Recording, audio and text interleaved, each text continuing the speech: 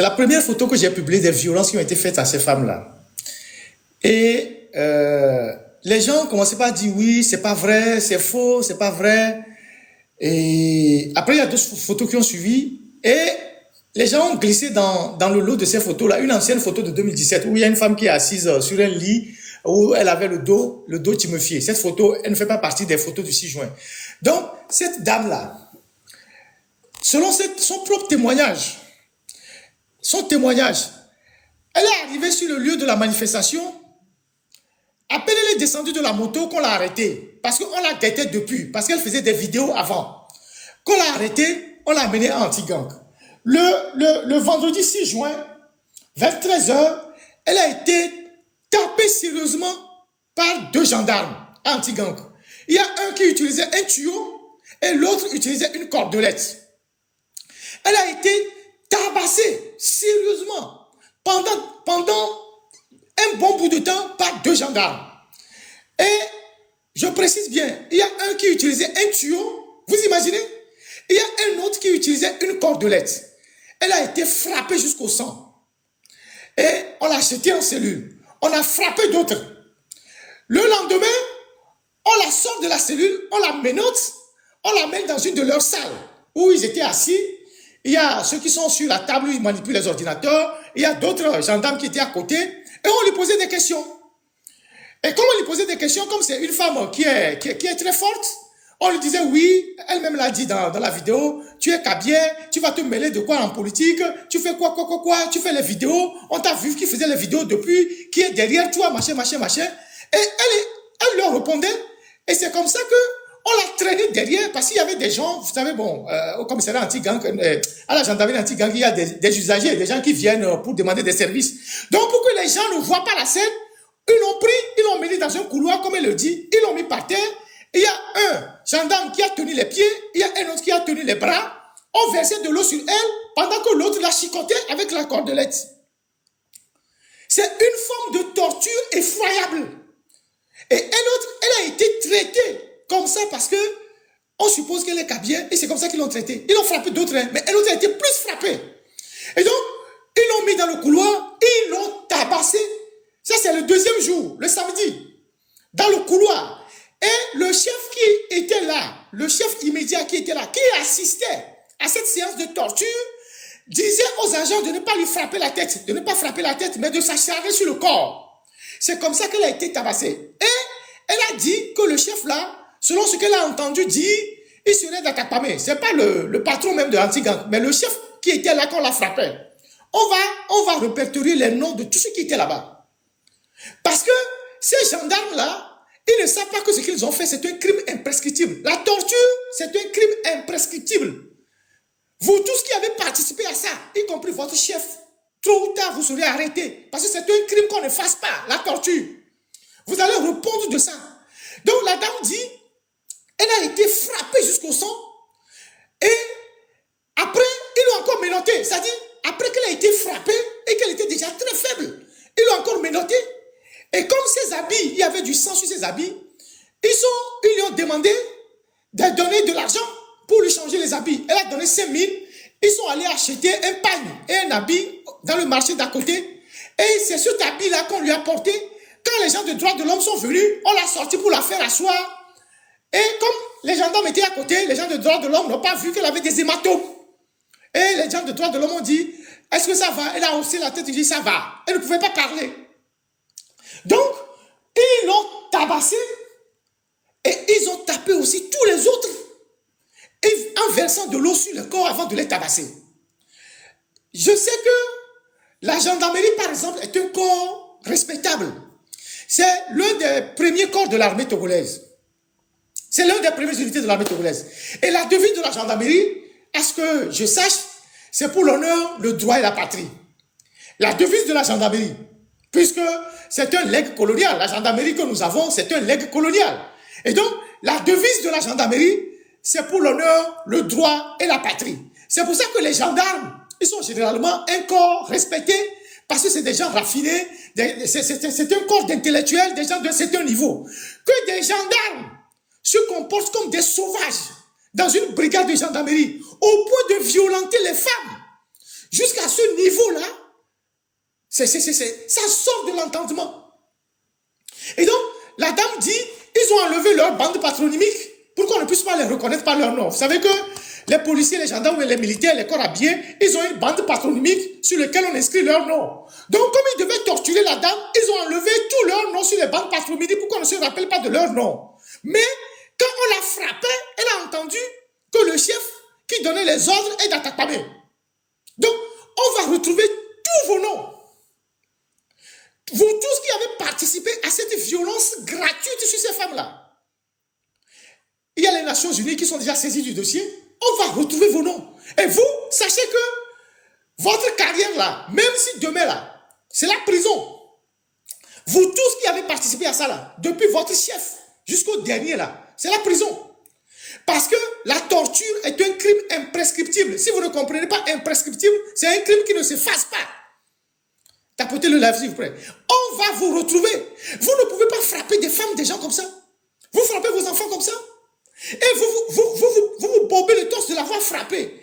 Maintenant, quand ils ont fini de les frapper comme ça, ils les ont jetés en cellule.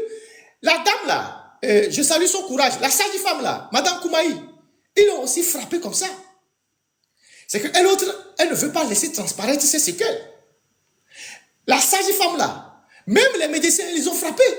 La sage-femme là, ils l'ont frappé. Si vous voyez la sage-femme là, vous voyez ses jambes, c'est couvert d'hématomes comme les fesses de cette dame. Madame Koumaï, c'est ça non? La sage-femme là. Mais ils l'ont frappé. Si vous voyez ses jambes partout, c'est plein d'hématomes. C'est que elle l'autre n'a pas voulu, elle n'a pas accepté que ces images défilent. On l'a frappé jusqu'au sang. Et j'ai trouvé extraordinaire son mental qu'elle est sortie de cette épreuve-là. Elle a commencé à faire des lives. Ils ont frappé cette dame. C'est pas possible. Madame Koumaï, la sage-femme. Ils ont frappé le médecin. Et toute cette séance de torture s'est passée dans la gendarmerie anti-gang de Djidjolé. Vous pensez que vous allez vous en sortir? Combien Fort vous a promis pour faire ça? Fort, il est dans son palais, hein. Il vit bien, il s'est barricadé, il vit bien. Il vous a promis combien pour faire ça? Vous pensez que vous êtes qui dans la République pour faire ça? Pour traiter vos semblables comme ça? Aujourd'hui, ils sont en train de menacer la dame parce qu'elle parle. Ils sont en train de la menacer, de passer des coups de fil anonymes pour menacer la dame. Qu'ils vont l'arrêter encore.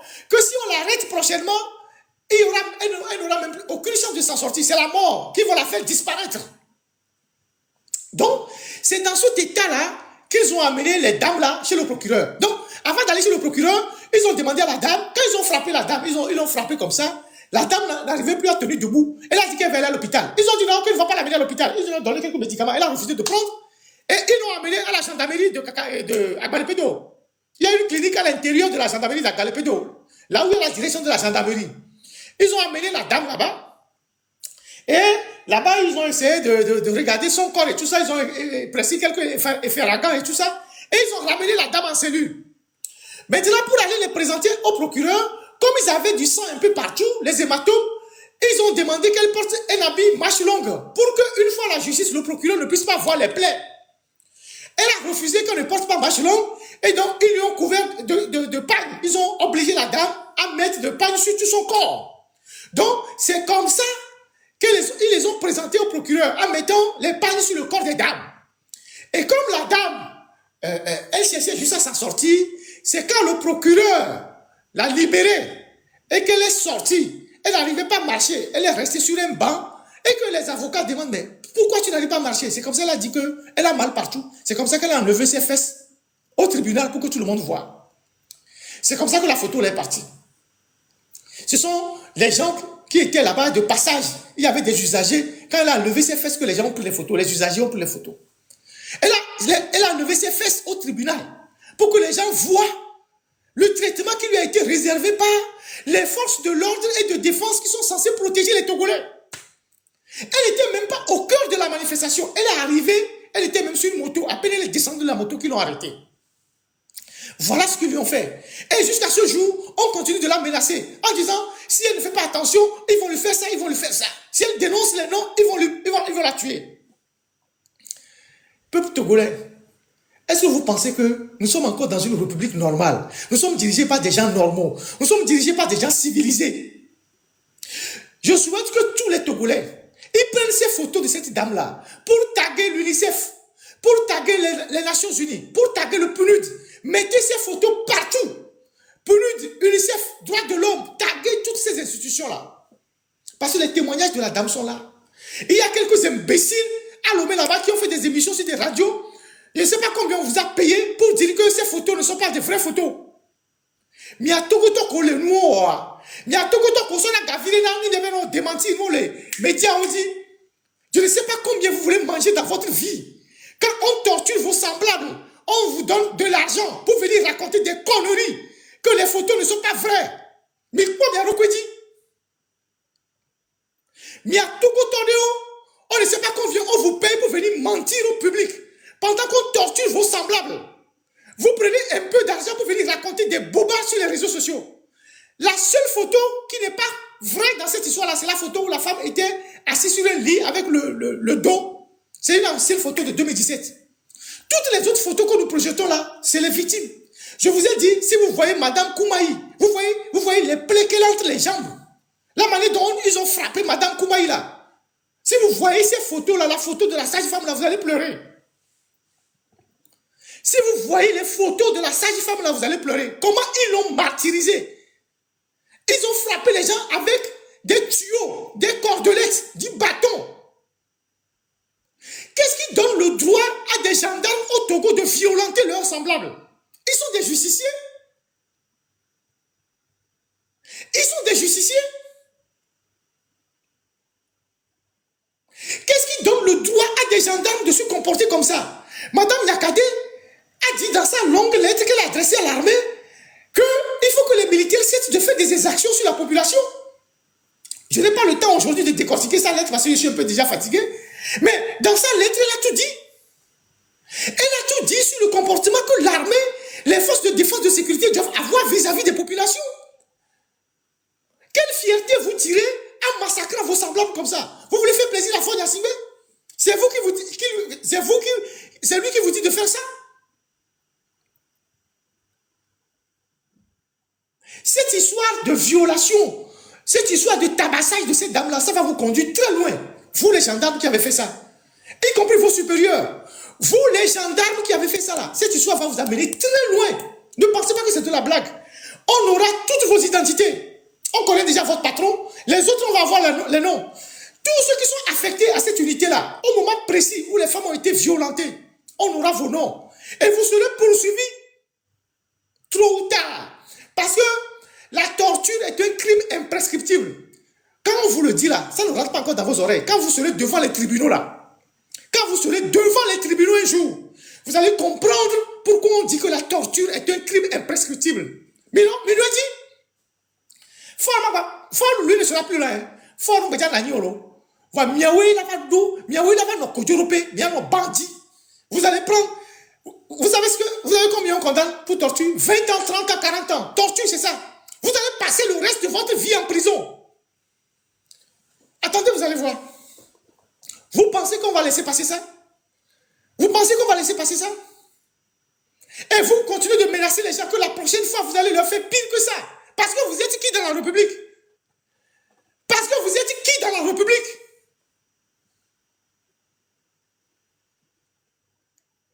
Je demande à toutes les organisations de droits de l'homme, aux ambassades à Lomé, l'Union européenne, de protéger cette dame-là. Parce qu'ils sont en train de la menacer. C'est ce que j'ai appris. C'est ce qu'elle a dit dans les lives de la marraine hier. Ils sont en train de la menacer sérieusement. Il faut que cette dame-là soit protégée.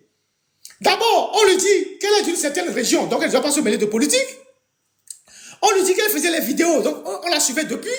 Et on l'a frappée doublement, plus que les autres, parce qu'elle vient de quelque part, elle ne doit pas se mêler de politique. Quelle loi au Togo dit que quand tu es d'une certaine région, tu ne dois pas te mêler de politique? Donc, il faut que les organisations de droits de l'homme, nous, on ne peut pas faire de la dénonciation et faire aussi le reste. Il faut que les organisations de droits de l'homme prennent le cas de cette femme-là. Il faut la protéger. C'est une couturière. Et c'est une couturière.